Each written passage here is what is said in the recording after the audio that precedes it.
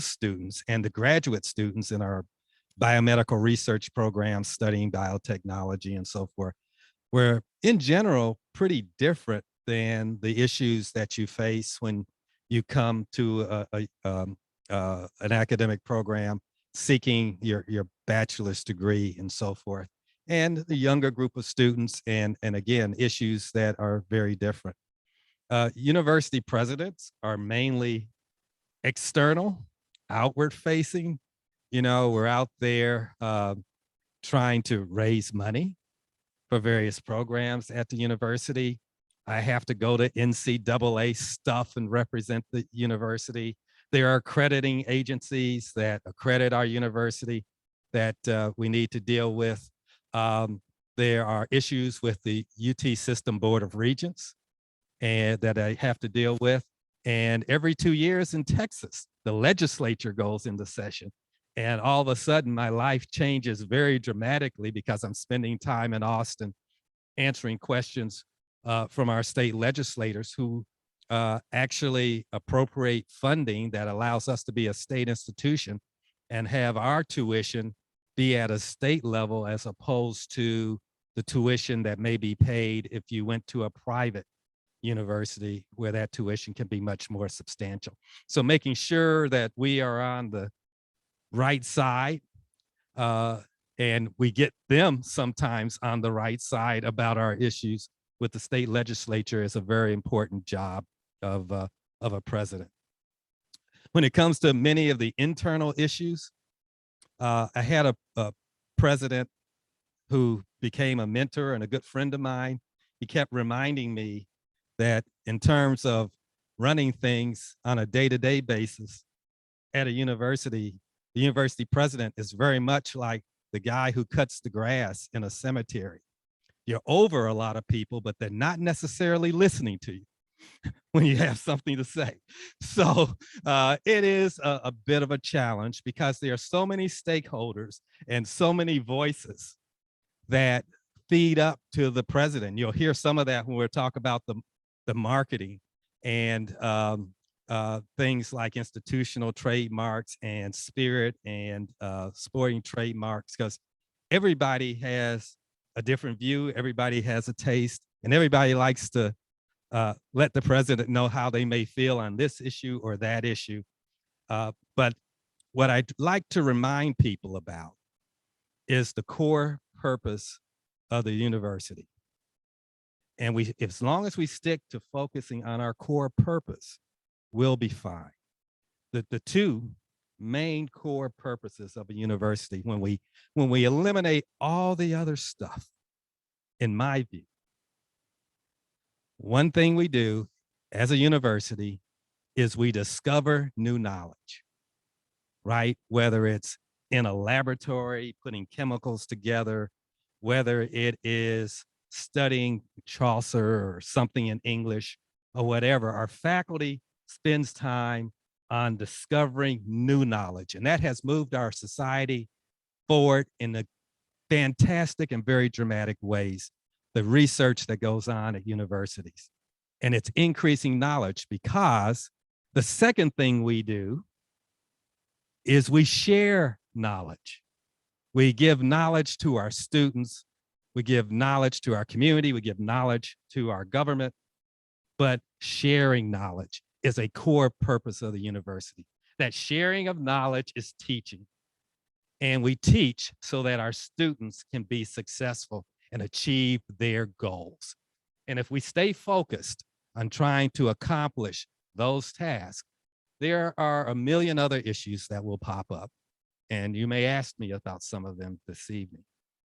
But at the end of the day, our goal is to share our knowledge with you, allow you to become masters of your craft, to go out and pursue your goals in life, whether they be jobs or, starting your own business or going to med school or law school or a whole host of things that are part and parcel of your dream, and allowing you to do that for your families.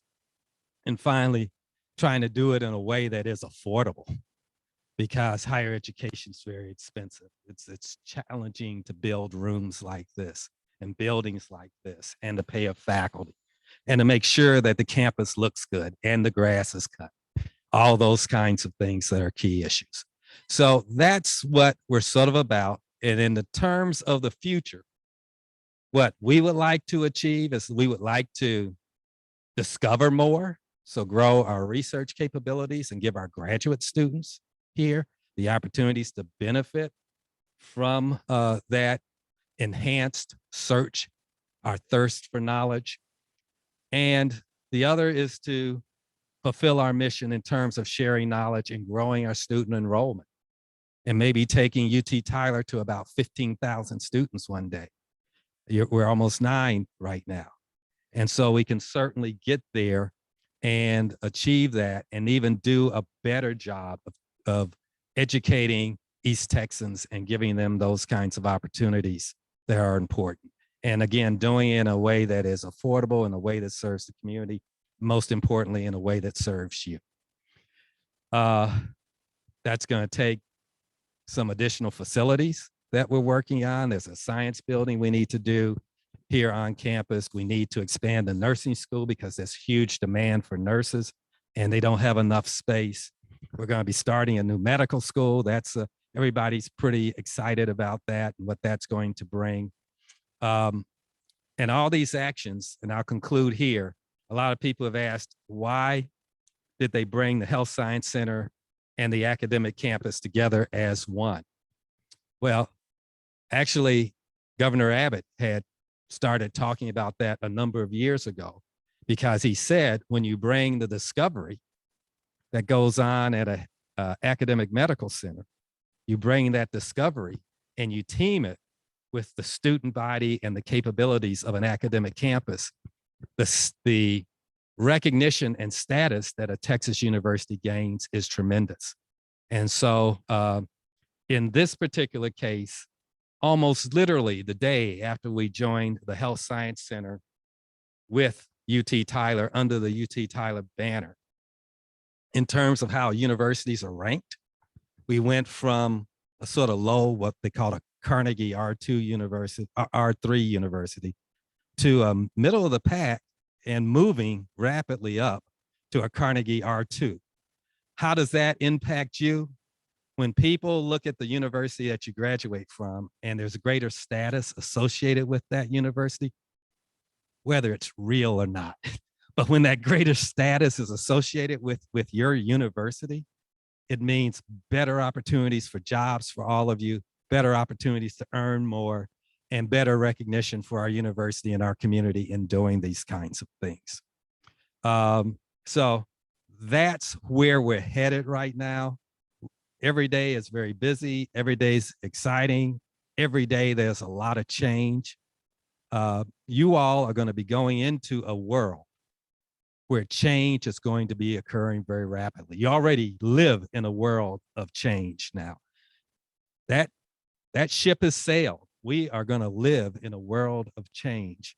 And if there's one thing I would like us to be able to do to be helpful for all of you, is make sure that when we give you your education, that you've paid for, when you get your education from UT Tyler, we are preparing you to go out and deal with an ever-changing, ever-demanding world and be successful. And when a potential employer looks at you, they'll say, we want a UT Tyler student because we can throw anything at them and they can be successful. That's who I want to hire. Those are the students. So with that, try to explain to you at a high level where we're headed.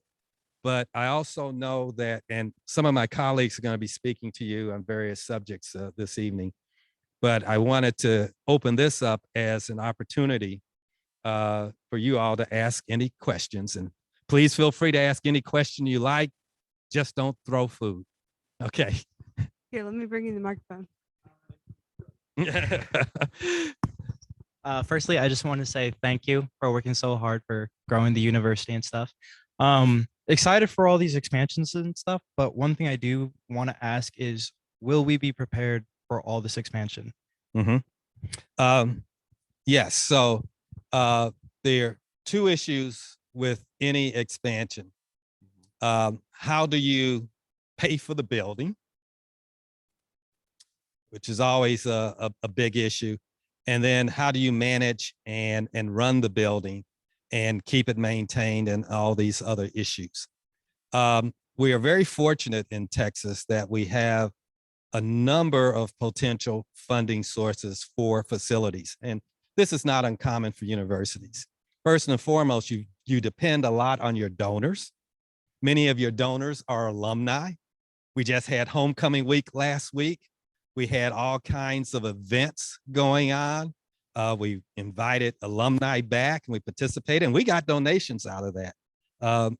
Just yesterday we were had a golf tournament for the university to raise additional money for scholarships so we can put more students on scholarships. I haven't seen the final number yet, but I think we brought in somewhere around $250,000 from the Patriot hole-in-one tournament and the golf tournament together. That's a source of funding in addition to tuition and fees and all that stuff. That's an important source of funding for the university. And a lot of times this is the Souls School of Business because the Souls family came up with money to help us build this building. And that's how this building is actually sitting on the UT Tyler campus. So philanthropy is important. A second important source of funding is the state legislature. They issue from time to time things that are called tuition revenue bonds. They are bonds that the university doesn't pay off. The taxpayers of Texas pay those bonds off, but they use that money to build university facilities. And so the science building is principally being funded through that mechanism. And then finally, Texas is very fortunate. A lot of people don't know, but the only endowment larger than the University of Texas, and I'm talking about all the UT institutions, but the only endowment larger is Harvard's endowment. And it's because the state legislature, I don't know, 90 years ago or whatever it was, took a bunch of West Texas land that they thought was good for cattle grazing, and they gave it to the University of Texas, 2/3 to the University of Texas, 1/3 to Texas A&M. Some people have asked me, how come Texas got 2/3 and A&M got 1/3? It was because A&M got to choose first. Y'all didn't get that joke? Okay. All right. So, but anyway, that's how it's called the university lands. As it turned out, that land was full of oil. And you go out there and the oil derricks are pumping, generating revenue. I know it's carbon, but the money's good. They're out there pumping oil. That goes into a trust fund. That trust fund generates revenue. And the Board of Regents can use that to do construction on campus. So a lot of the funding for the nursing school extension, that's being funded from PUF revenues. So as president, that's a job for me to go around and find these sources. We have the space that's all carefully laid out. And there's a very careful process that we go to making analysis of where we can build things that go into where our utility lines are. Is the ground flat or is it not flat? But we have the expertise within the university to make those kinds of determinations. I also have a follow-up question on that for you. So with all the expansion, we're experiencing growing pains, more so particularly to housing. Will we be prepared in the housing department to bring in so many new students with a medical school and all that? These guys will tell you we're talking about student housing every day. Absolutely every day. And right now what we're looking at, if you look on the other side of Old Olman, there's all those trees and so forth. We're looking at that site as an expansion site for student housing. That'll be funded a different way. it'll be basically we'll borrow the money and we'll pay off the debt because the students are paying the housing fees. And so the housing fees come in, and that's how we pay off the debt for the expanded student housing. For me, it can't happen soon enough, but it's a complicated process of getting that done. But we certainly know that we cannot grow the student body the way we want to grow the student body. We must expand student housing to do that. And we're working every day to move in that direction. And hopefully before too long, you'll be hearing about our plans to do that.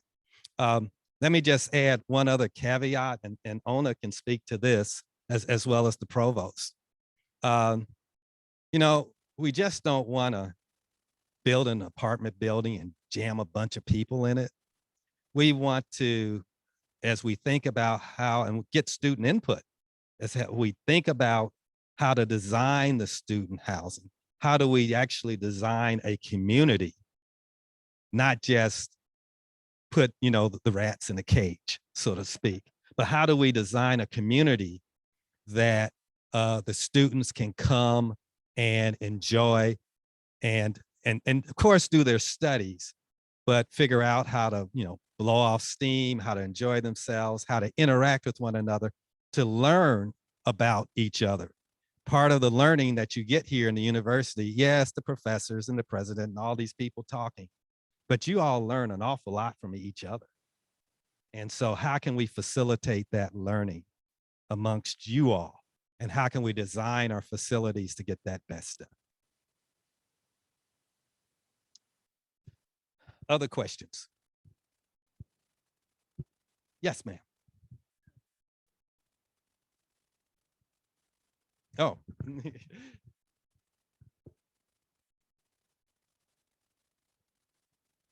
Mm-hmm.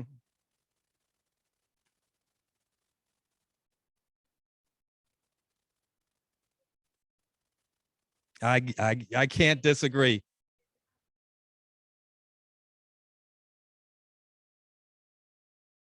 Um, you're going to hear Jeff talk about the spirit mark. One of the things that I gotten feedback from the UT system, you know, the flag T was an okay symbol, but if you were to go to the UT system headquarters down in Austin, they would have the flags and all the UT stuff standing up there. And they would have UT Permian Basin and UT Arlington, UT Dallas and UT Austin. And they all sort of had a look and a flavor and a style about them. And then you got to UT Tyler and it looked like an orphan child. But the flag, it didn't fit any of them. The chancellor, when he talked to me about this job, he said, you know, can you get UT Tyler to fit a little bit more with the rest of the institutions? And there are two ways we can go. I'll tell you, you know, everything's a controversy, right? We can say we're UT Tyler and we're going to look differently from everybody else, especially UT Austin. We don't want to look like them. Or you can say the UT system is pretty darn powerful. And maybe we ought to look a little bit more like that very powerful system that has the oil wells and all that other stuff. Maybe that will help us more so than just having our own look.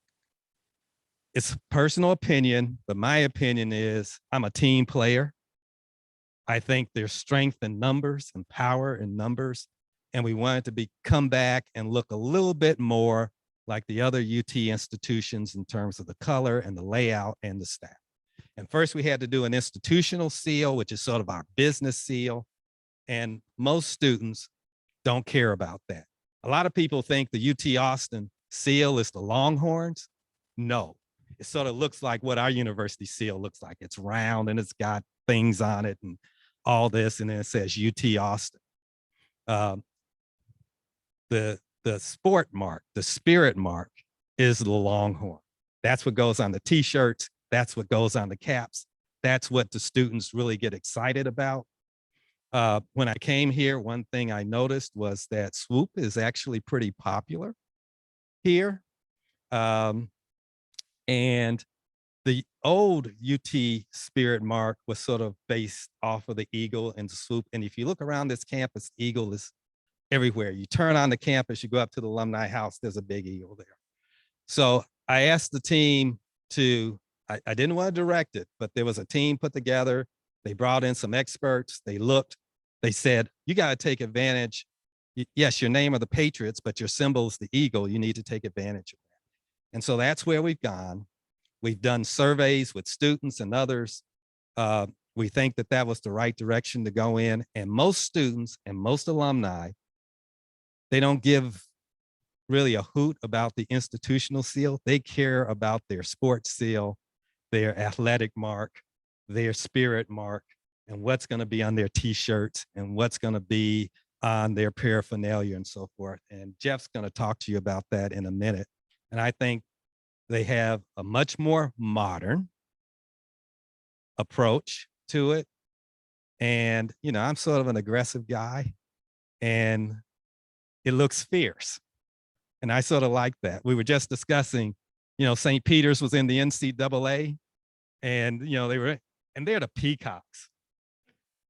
But they have a fierce looking peacock. If you look at it, you know, you don't want to mess with that guy. And Jeff was telling me peacocks in real life are mean too. I don't know about that. But, you know, in this modern day and age of how we do sports and how aggressive we are about our sports and so forth, something that's a little bit more, I sort of like it. So we've tried to make sure that we shared it with student government. We've shared it with the faculty. We've gone out. He has the results of a survey that was done that was actually generated a pretty good response. So people were interested. And I think we know what direction we're going to be headed in now with respect to that. I don't know how exactly I got on this subject, but I think I was answering your question. What was your question? Like, what are you taking from what you've learned from From us what and I've putting learned into from you effect? all. From what I think what we've learned from you all, quite simply, is that there is a reason we do the things we do, and it is our learners. In fact, I use the word learners because not everybody the university interacts with is a student. And we do learn from our learners, and our learners teach us. They teach us wisdom, patience, to think outside the box. And that's the most important thing that you all can give us. And I believe you all teach us diversity. Look around this room. We have a very diverse student body here at UT Tyler, and it's getting more diverse every day. And we're all going to need to learn to work together in new and innovative ways. For the guys in here, when you graduate from here and you go out and get a job, probably half of you are going to wind up working for women. Welcome to the 21st century. That's going to happen. We're going to be working with diverse people from all over the world in the jobs that you guys are going to be taking. You know, if one thing COVID's taught us, that you can get on a video screen and have a meeting with everybody around the world. And if you wind up with a big company, my son works for Goldman Sachs. They are a worldwide powerhouse in finance. He has to work with all sorts of people every day. He got his degree from UT Tyler. He is comfortable doing that. And we want to make sure that you all walk away from that. And we want you all to teach us how to do a better job of reaching out to a diverse student body and meeting the needs of a diverse student body. Yes, ma'am. Hi, my name is Beverly. Mhm. So I'm piggybacking kind of on Justin's question. More one word, parking. Is that kind of like the similar situation with housing? There's an old story for presidents. If the worst problem you have to face as a president of a university is parking, yay.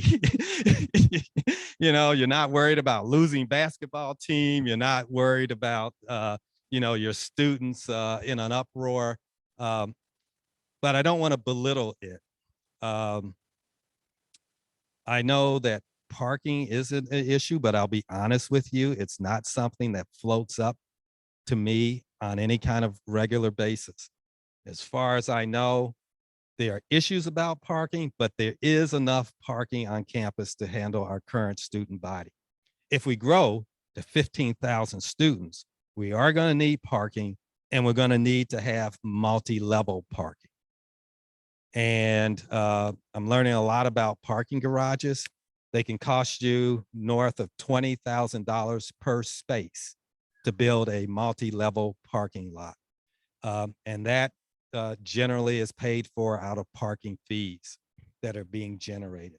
But eventually on this campus, unless we want to eat up all our green space, and I do not want to do that, then we're going to be faced with having to construct multi-level parking on the UT Tyler campus and not just have surface parking. So that's the degree that we're sort of thinking about it in the long term, although we have no immediate actions to take right now.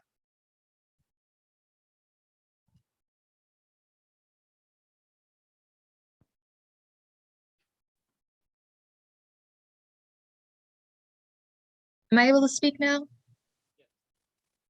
Okay, so you said that you were paying that with the parking fees, but as far as I know it for it, like a lot of students that don't live on campus, they don't have a parking pass and it's not really ever enforced. So besides the students that actually live on campus, how can you enforce that?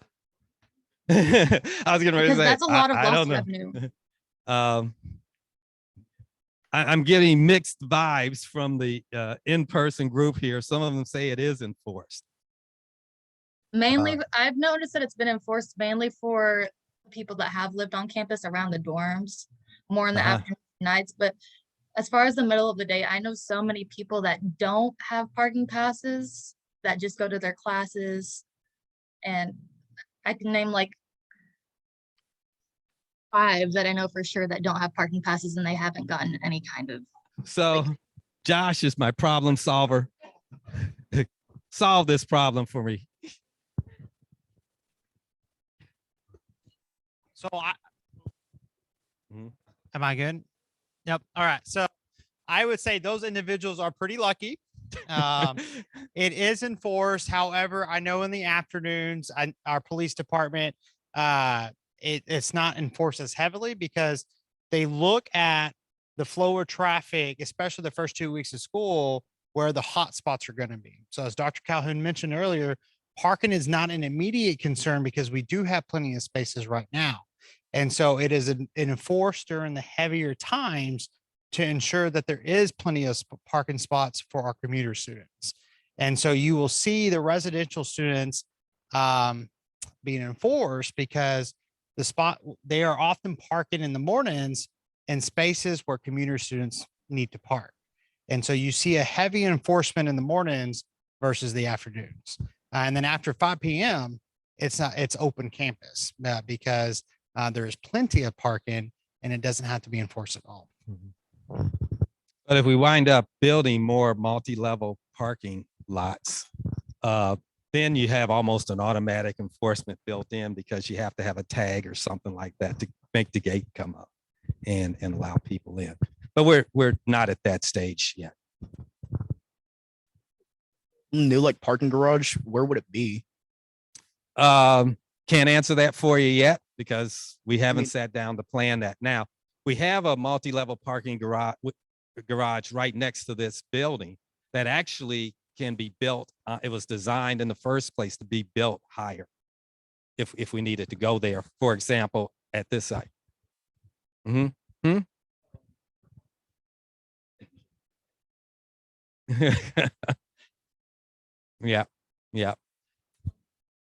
Yeah. And we're eyeing some opportunities across University Boulevard. Yeah.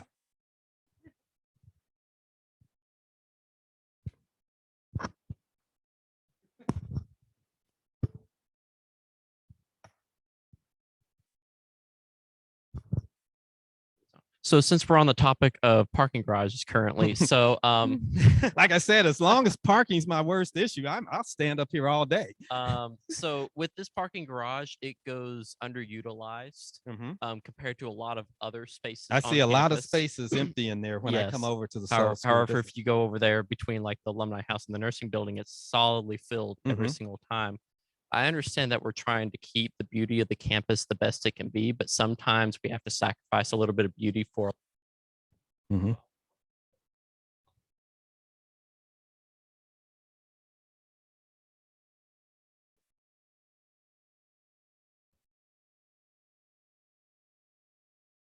Mhm.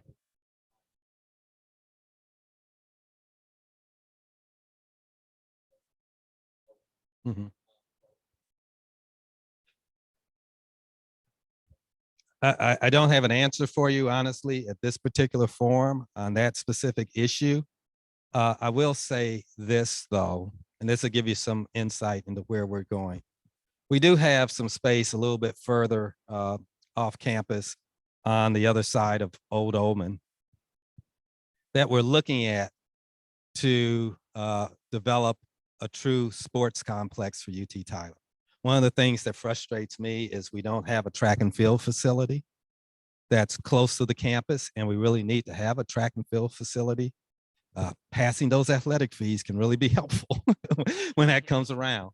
But we really need a track and field facility for UT Tyler. If we went to that expense, we could then look at moving the soccer field and actually having a little bit more of a nicer soccer field with better stands and that sort of thing, and open up that. We could also, in a sports complex, maybe put the tennis courts there. All of a sudden, you take that space, the soccer field, the tennis courts, other kinds of athletic things. We won't mess with the ballparks, the softball field and the baseball field. But if we could move some of that other stuff off campus and then concentrate on using the core campus for academic buildings in the future, for student housing that's right on the close to the core campus. And now I'm hearing maybe parking closer to the core campus. That is a strategy that we are pursuing right now.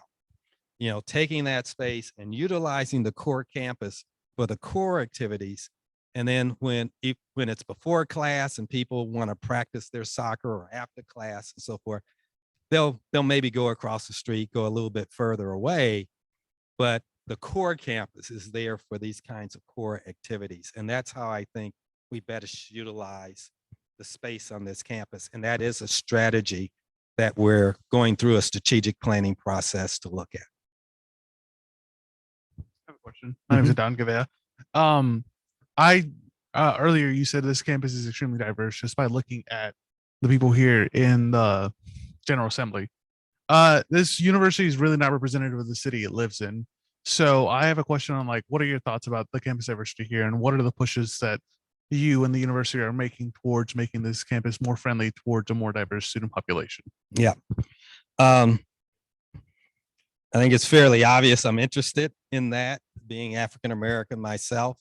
How do we increase the diversity of our campus? How do we better serve our entire community? There are a lot of inroads that are taking place right now that will build our relationships with the school districts, help us work with the school districts to better prepare students to apply, be accepted, and come to UT Tyler. You know, I want them to come here. I don't want them to choose other schools. I want them to come here. We need to work with our school districts to do that. We are doing a tremendous push right now, and I meet with Dr.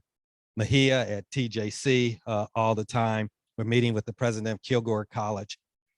We have a lot of community college transfers who come to UT Tyler.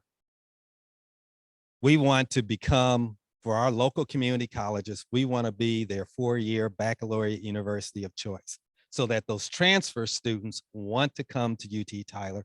And that's a specific strategy that we want to follow. And if you look at the community colleges, they are much more reflective of their communities than necessarily 4-year institutions.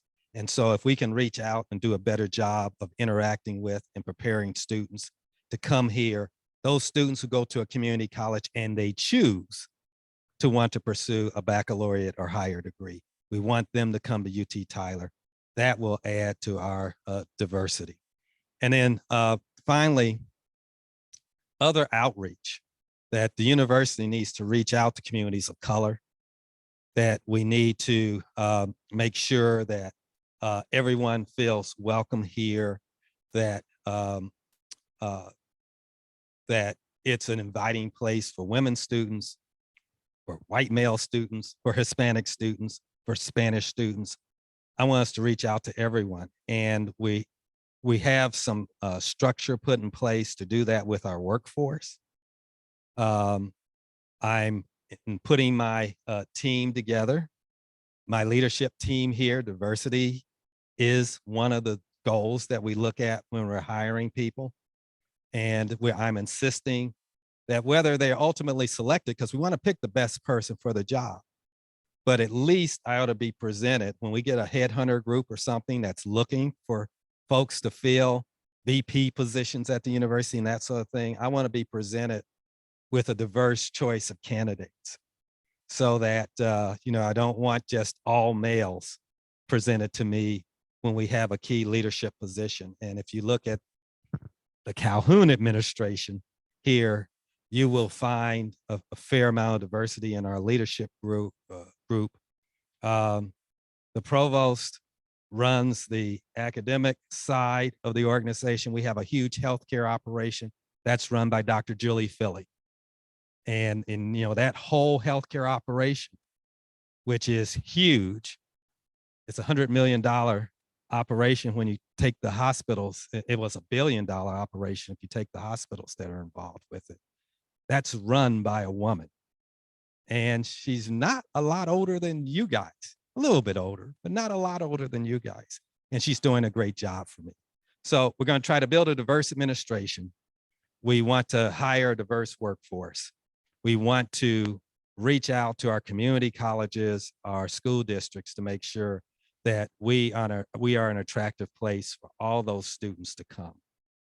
And then there's the final question of, how do we help students feel comfortable?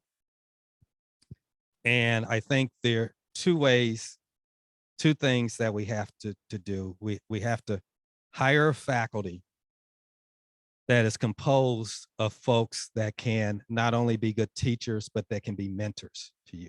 And you will pick your own mentors. In my academic career, both as a student and then later as a faculty member, I had mentors that I could turn to who were on the faculty. And when I had a question, I didn't want to go through student services, I could go ask my mentors, what about this? What about this course I need to take? How can I be successful? How do I overcome when I feel like I'm being treated unfairly? The university can build a lot of those structures, but having faculty that can mentor students through those challenges is really important. And so I want to build a faculty that has mentors in it that you all can choose to go. If you feel you need a male mentor, you can go to a male mentor. If you feel you need a female mentor, you can pick a female mentor. If you feel you need somebody who looks like you as a mentor, fine. If you need someone who looks opposite of who you are to be a mentor, and sometimes that's the most appropriate thing for you. The students ought to have that flexibility of identify mentors.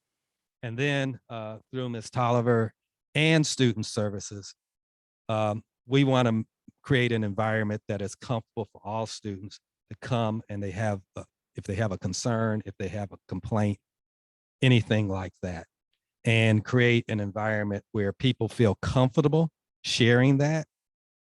We may not always agree with you. We may say, it's not, the professor's not treating you any differently. You need to study harder. But being honest and telling the truth to people is also a very important thing that we need to do. So we want to build those kinds of structures here to address the issues that you brought up.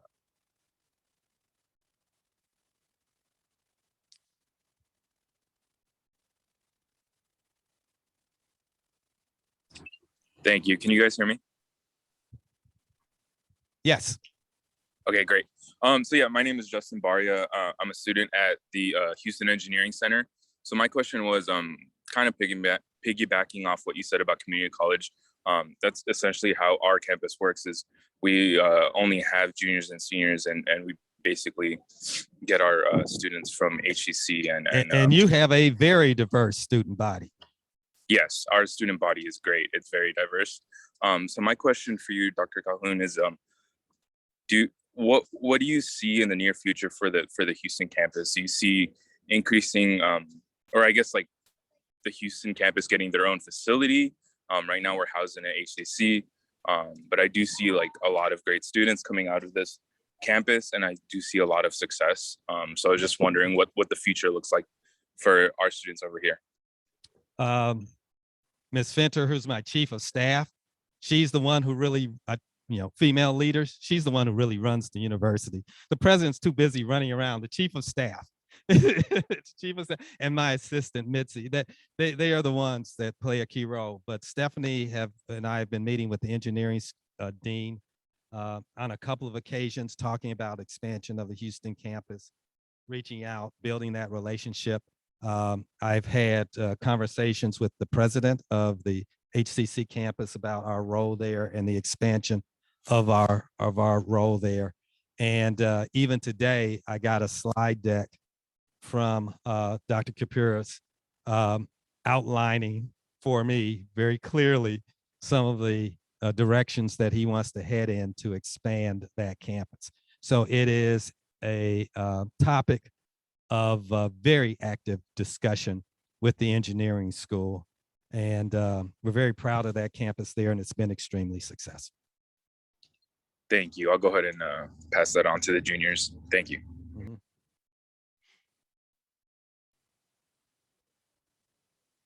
A quick question for you. So ultimately, the university is going to have to expand into our immediately surrounding areas.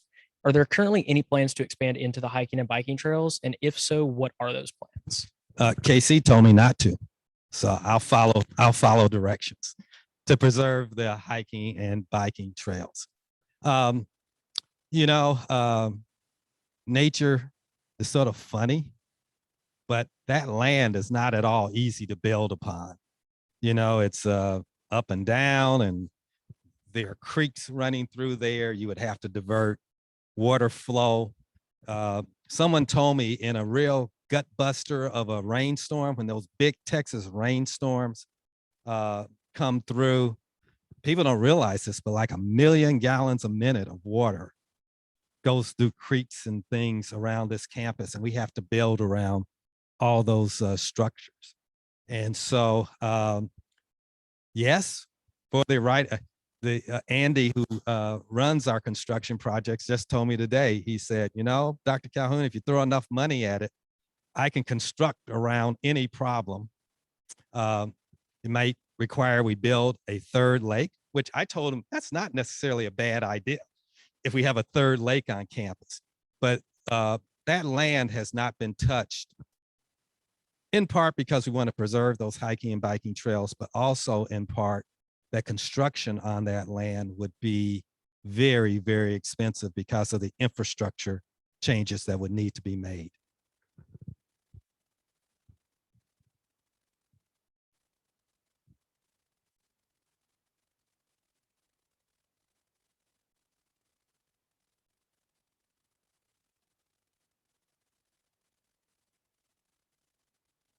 Mm-hmm. Mm-hmm. Yeah, we're planning these new buildings, and sustainability and energy efficiency and so forth goes into all those plans now, right down to how you build the windows that go into a building.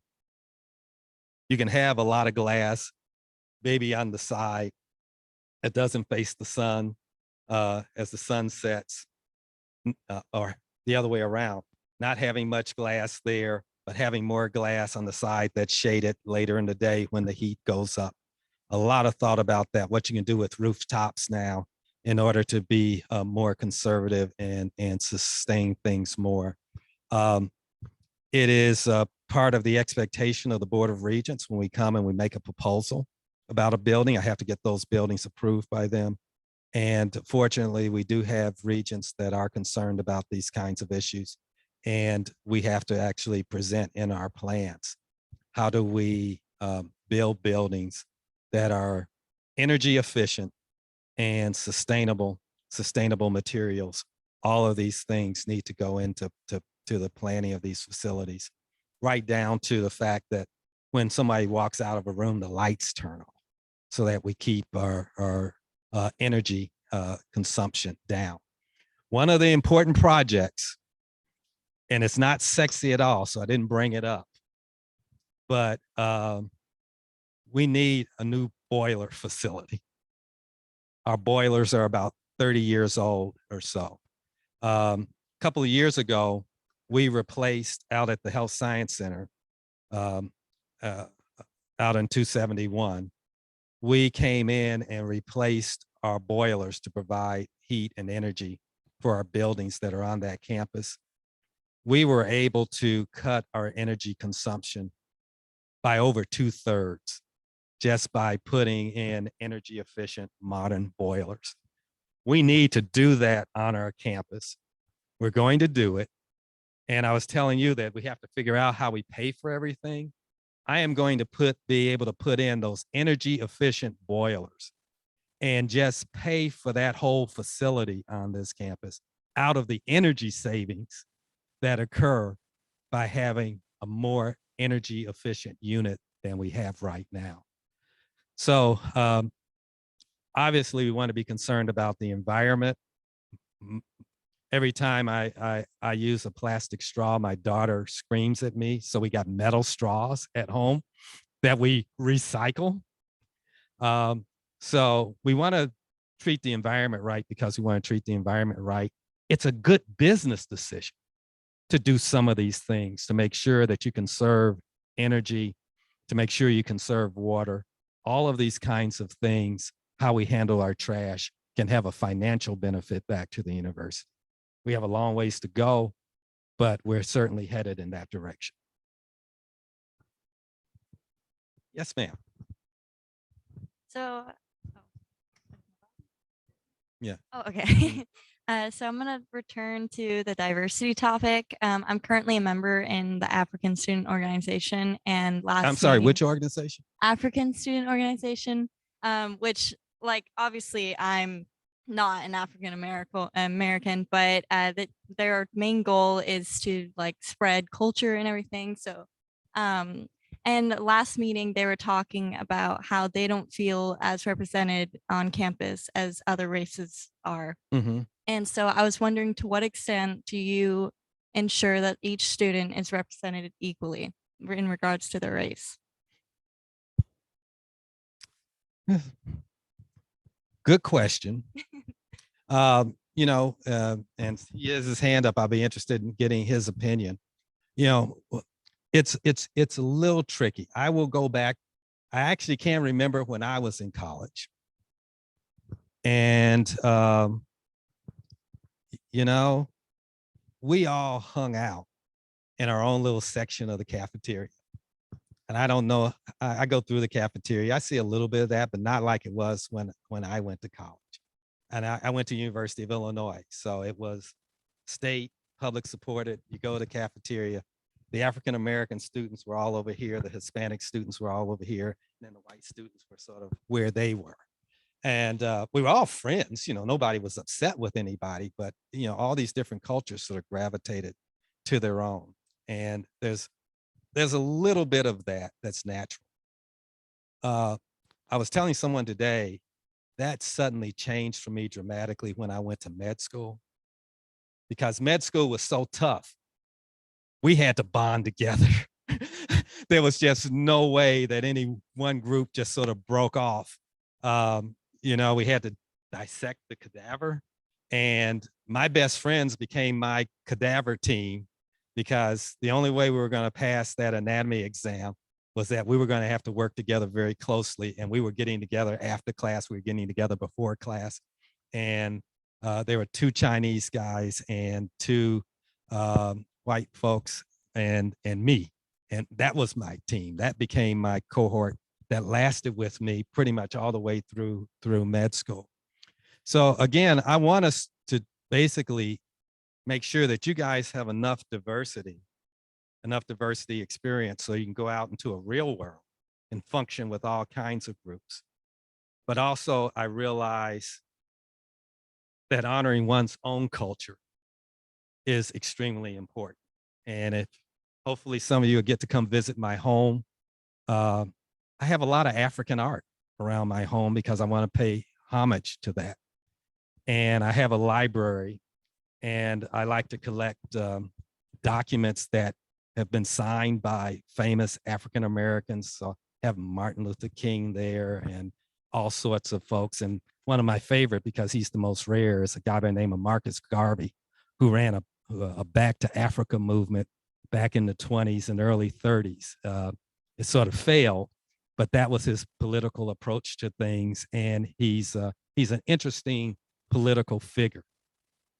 And then finally, on that wall with all these African-American leaders, I have one white guy. I have one white guy hanging on my wall in my collection. That's John C. Calhoun. He owned my ancestors. Now I own him. So, paying homage to, so paying homage to your culture and your background should be something that you're proud of, that you're comfortable with. And as president, I put on parties in my home, and I have all sorts of donors and people there, and they love going in that library, and they love my John C. Calhoun story. And so they even appreciate what we've done with respect to that. Mitzi's smiling because she's been in my home many times, and she's seen how we've decorated. There are ways for us to, and our students should feel proud of themselves. I know we put on a lot of events. We've had a Hispanic event and this and that, and we need to probably do and make sure that during African American History Month and all of these things that we pay appropriate homage to that stuff. I want to think a little bit more about how we better engage specifically our African American students. I do know when I spoke to the folks in Greek about Greek life here, I had a particular conversation with some of the students that are in some of our predominantly African American fraternities, and they certainly can play a role on the campus. I belong to a predominantly African American. It's an honorary fraternity, but fraternity, and we do events all the time. You were going to comment, I think. No? Okay. No, but I do have a question. Yeah. All right. So on the topic of diversity and people not being represented properly, what approach do y'all take to making sure the LGBTQ plus community is represented properly on campus? Yeah. I certainly, we want to have the diversity and inclusion. I have mixed emotions, and I tell you where the mixed emotions come from. I certainly want everyone, because it's the right thing to do, to feel comfortable on campus and to know that the campus is there to support everyone in their particular goals and so forth. With respect to but here's the counter for me. With respect to your sexual orientation, I don't care who you love, and I don't think the university should be getting involved with who you love. And how do we go about making sure that our students feel included and comfortable, but not have the university sort of involved in that particular issue, that you should just feel free to do what is appropriate for you. And if I see a couple walking on campus holding hands, I don't care. I mean, I got other issues that I need to deal with. And the last thing I want to be concerned about is who you choose to spend your life with and to get involved in those kinds of issues. Now, if people are treated unfairly, if they are abused, if things aren't being done fairly, then I do want students to feel free and have a safe environment to speak up and say, you know, this policy, because it could be our policies, or this individual is not treating us fairly, and the university take that seriously and act upon.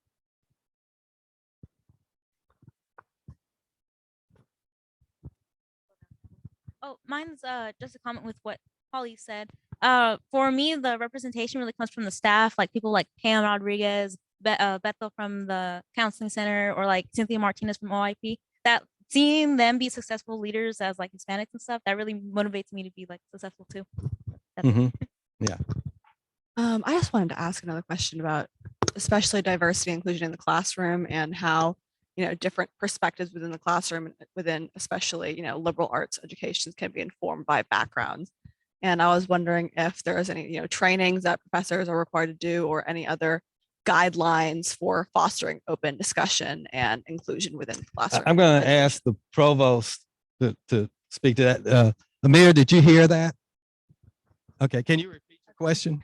I was wondering about what kind of actions the university could take to foster diversity and inclusion within the classroom, within a teaching setting, especially given that, because I'm in the College of Liberal Arts, College of Arts and Sciences, I apologize, and how our perspectives are often shaped by our backgrounds. For example, I'm an Asian woman, and I have felt at times that my perspective on things that happen in my culture and how it affects American history, I've felt that professors essentially discounted that. I'm not.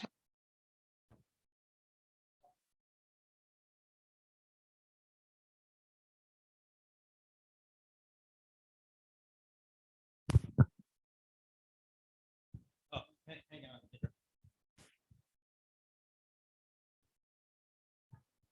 Oh.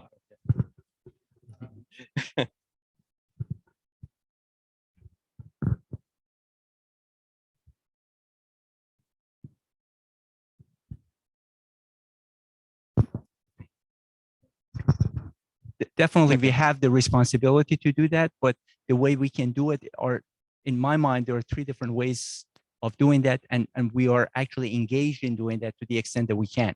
One is to make sure that the student body is diverse, and for doing that we need to make sure that from admission all the way to retention and everything else, we have policies and processes in place that would ensure a diverse student body. The second is trying our best to have a diverse faculty as well, but it is not just about diversity of the faculty themselves, which brings me to the third and last one, which is training people. So maybe I have a different background, I came from a different country, but at the same time, I can be trained. I can learn how to make sure that when I teach in the environment that I teach, I am following the processes that are appropriate to make sure that every student feels included. Yeah, I'm a physician by training. My hobby is history. And, you know, history has many interpretations, and it is changing a lot our interpretations of all sorts of things, from, you know, what was Lincoln's real motivation in freeing the slaves and this and that and so forth. It's an interesting, and I believe to the extent that our faculty can challenge you all as students. You know, we're not teaching high school history now. We're teaching college history, and life's crazy and it's diverse and things happen. And if we can teach that to the best of our knowledge and teach it honestly, that's the best preparation we can provide you with. So, you know, if we have mechanisms in place to how we rank and promote and give tenure to faculty. And I would add to what Dr. Memorin has just said, if we look for faculty that have that capacity to tell an honest story and stimulate you all, then by nature, they're going to be very open to diverse opinions about the world and how things come together and how we all fit in the world. And that will make for a better educated UT Tyler student. Okay. Mitzi's waving me on. I follow instructions. You're going to turn things over to Jeff real quick to talk about the spirit mark. Yes. Okay. Mitzi, I'm going to take 2 minutes to hear Jeff's initial explanation. Okay. Okay. Jeff, you want to come up here? First off, I'd like to do a round of applause thanking President Calhoun. Thank you all. Much appreciated. Am I on? Yes. All right. Well, I'm Jeff Noblet, and I am the relatively new Vice President of Marketing here at UT Tyler. I'm super excited to be here and talking about one of the many things that I love about my role, which is branding and brand development. And President Calhoun touched a little bit on our journey and where we're at, and we're at again, super exciting point. So just quick show of hands. Did everybody see the survey that went out on Friday? See lots of heads. Did everybody do it? Did everybody respond? All right. Well, you all are then part of the 404 student respondents that we've had. We had more than 1,300 respondents, and which I think is a great response rate. Yeah, excellent. Yes, thank you. I agree with the wow.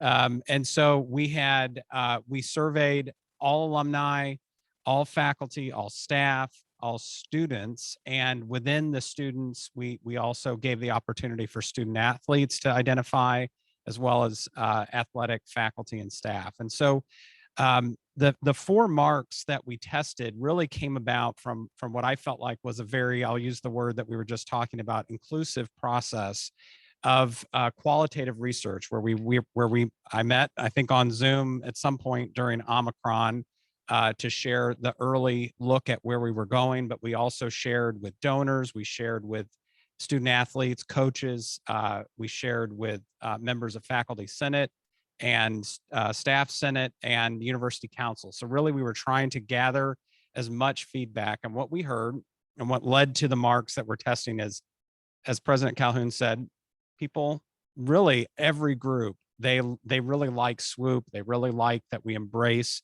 the more athletic elements of our athletics identity, and that it is a big part of our spirit as well.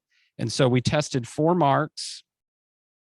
I'll see if I can juggle. Yeah, thank you. So we tested this mark here is really kind of the core brand that we're testing, and that's what we see as like that's what would go on the gym floor in large format settings. We then tested a version of the eagle in the shield, and that was really intended for smaller settings. Yeah, I love that, holding it up for the folks in Houston and on Zoom. So this version again is leveraging the eagle and swoop, but is kind of zoomed in on swoop, kind of emerging from the shield shape. And so that's something that could be like a patch. It can be used in smaller settings, like an icon on, kind of like we've been using the flag tee. We expect this would be kind of the prominent use for tighter, smaller places. We also heard from athletics, they wanted to have a UT Tyler word mark, as well as a full word mark for the Patriots. And so those were the 4 marks that we tested. And in the whole system, that there was kind of that one question that, like, high level, do you like it or do you not? And 83% currently, the survey's open through tomorrow, but 83% love it. So I feel like that is, I heard today, if you were a political candidate and 83% approval rating, I mean, that's off the charts. And from brand development, knowing, as President Calhoun said, that everyone has an opinion and it's valid and we want to listen, but 83% extremely positive for the system. And where we're at now is we are listening. There were some kind of open, if any market research or anybody do quantitative research, we did have a couple open-end questions where we asked for more granular feedback, and we are seeing some trends that are leading us to make some minor modifications, I think, minor, and we'll see. We're working on possibly some small tweaks, and really listening to what we heard from the survey and our partners in athletics. But I'm super excited with the level of feedback and what we're hearing. And I've had people come up to me and just share their excitement for where we're going. So next steps, we're planning. Like I said, we closed the survey tomorrow and we're working on those very small tweaks. We're going to be submitting that to the Board of Regents for approval and look to be on the May Board of Regents. And following that approval, then it's going to be full speed ahead over the summer, working with athletics to deploy. And of course, we're in the midst of also deploying the academic mark. And so really articulating the kind of when, where, how for both brands is going to be, I think, keep me busy over the summer and my team, but so excited to be on that journey and excited to really get that out there. So I'm happy to answer any questions.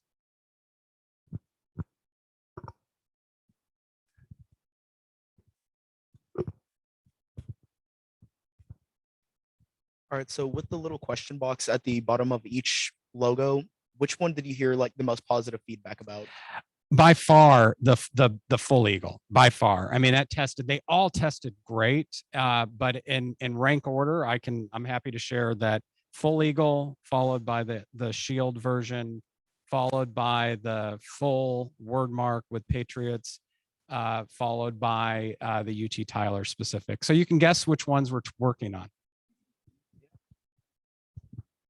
I have a question. I'm sorry if this had been covered before, but I was just wondering what the process was for finding the specific fonts for the word mark, especially because it's so simple. I was wondering what kind of process you went through there for deciding specifically that font. Sure. So we worked with the same partners, creative partners that worked with the university on the institutional branding and their design direction. So they did lots of explorations. I mean, they looked at really focused on Division I NCAA athletics.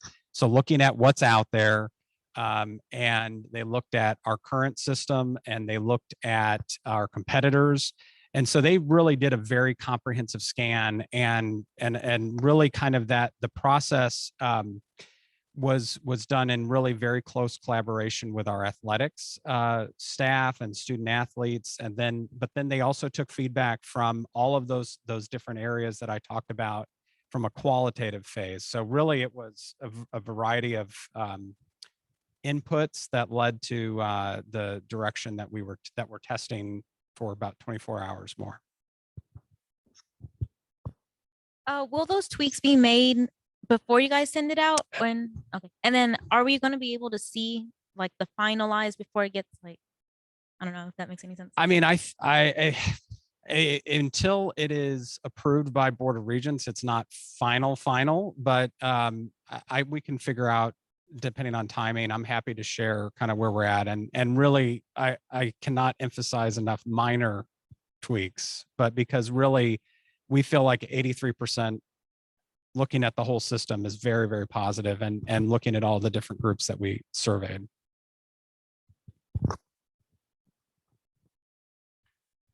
Do you know what part of that percentage like was student athletes that voted, or is it just the whole student body? I may have numbers. I mean, student athletes, I think we had 136. So 8% of the total. Yeah.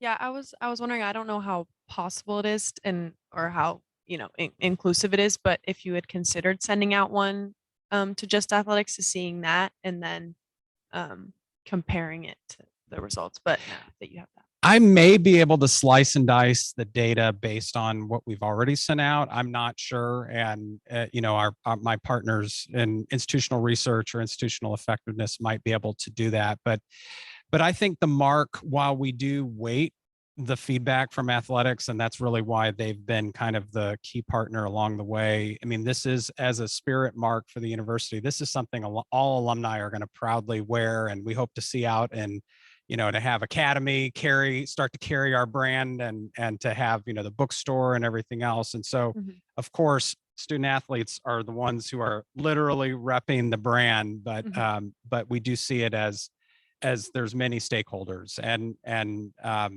really from what I'm hearing from the athletics staff is very positive, the direction we're on with some possible small adjustments. Okay, perfect. Thank you. Thank you. Yeah, I agree with that. It's for the whole student body. Dave. So I do have a couple quick questions on like the data reporting side. Sure. So about 31% are current active students. If it was like 404 out of 1300. So was there a possibility that we can get a larger portion of the student body to respond? And what was the makeup of those 404 compared to the full 1300 that reported back? I don't know if I'm fully tracking with you in terms of like there's no beyond the subset of I'm trying to unpack the question and answer. Do you want me to phrase it in a different way? Well, I mean, I think that 'Cause I feel like that was a little confusing on my part. potentially, but I mean, the survey's open another 24 hours, but I mean, I really think most surveys, in my experience, I've done a lot of brand surveys, I've done a lot of market research, and the highest response rate really happens in the first 24 to 48 hours. And those are the people who are invested. Those are the people who, when they see a subject line, we want your feedback, athletics brand. Those are the people who are invested. And that's really, I've been kind of tracking over the weekend and really it's been that 83% has gone up and down like fractions of a percentage rate. So, I mean, I would welcome more respondents because I think that helps to make our process even more inclusive. But at this point in the where we're at in this, I don't expect a significant shift. Okay. Just can I ask one follow-up to that really quick? Of the 404 that responded that were current active students, what was their approval rating? Or do you know? Like I said, I have not sliced and diced by audience because again, I think at this point we're given the feedback that we've received, I think we're taking the feedback, I'm sorry to keep using this word, inclusively and collectively in terms of sharing with our design partners for those small tweaks that I mentioned. Okay, thank you. Yep. Any other questions? All righty. Well, thank you all who completed the survey and thank you for the time as always. And happy to be here.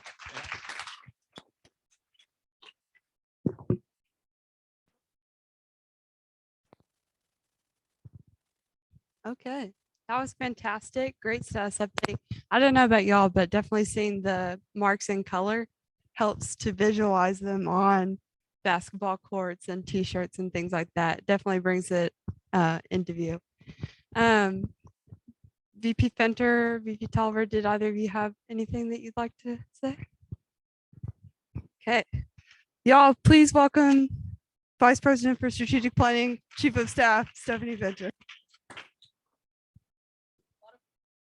A lot of tough acts to follow. Genuinely, the only thing I wanted to do was really comment on the experience I got to have with you all last week at the midnight breakfast and say, I shared with Casey, I think Landry was probably on that message as well. Really, I wanted to say thank you for giving us the opportunity to do that. I see my waffle serving buddy back there. At one point I was serving alongside her and Dr. Sass and others, and we looked down and we're like, it's 11 o'clock. I planned on slipping out at like 9:30. Like I was going to get like out the door and back home in bed before things really got kicked off, but it was a lot of fun. Dr. Calhoun made the comment about we have to remind ourselves why we're here. And I found myself in that moment or that evening saying, there are students here. There are a lot of students here. Because so often we're stuck in our offices. We're stuck behind a computer. We're in meetings constantly. Casey knows that. Landry's had the opportunity to meet with some of us serving on our strategic planning committee. I forget so often how many students we have here and how exciting it is and energizing it is to actually be able to do things like that. and walk away with cool t-shirts at the same time. So really the only thing I wanted to say was thank you for that opportunity. The event, I thought from my perspective, was the only one that I've been able to attend, but I thought it was fantastic. And I hope that you all thought that it went well also. So I continue to say that we all want to hear from you and engage with you. You asked the question, what do we learn from you? We learn everything from you. We can't make decisions without knowing what makes the most sense from you all. So often Casey is a really good sounding board for us to tell us, do the students care about these things? So the more you guys tell us what really matters, we need that. So thank you. Yes, thank you.